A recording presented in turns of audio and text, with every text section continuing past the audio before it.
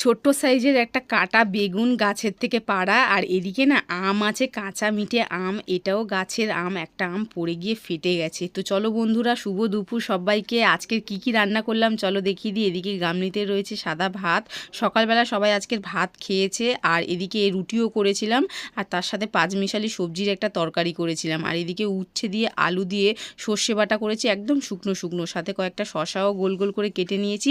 আর সকালে এটা রুই মাছের আলু দিয়ে একটু ঝাল করেছিলাম, সেটা দিয়ে ওরা ভাত খেয়ে গেছে। আর রুটিও করেছিলাম, তো এই যে রুটিও একটা রয়ে গেছে। আর এদিকে রয়েছে ঢ্যাঁড়স দিয়ে আলু দিয়ে একদম শুকনো শুকনো একটা তরকারি। এই তরকারিটা খেতে খুব ভালো লাগে। আর এদিকে রয়েছে টমেটো দিয়ে কাঁচা আম দিয়ে একটা ঝাল, এই ঝালটাও বেশ দারুণ লাগে। আর এদিকে রয়েছে এটা হচ্ছে মাছের ঝাল, সর্ষে বাটা করেছি ধনেপাতা দিয়ে। এটা হচ্ছে তেলাপিয়া মাছ, একদম শুকনো শুকনো করেছি। তো এই ছিল আজকের মেনু। তোমাদের কেমন লাগলো অবশ্যই জানিও। টাটা।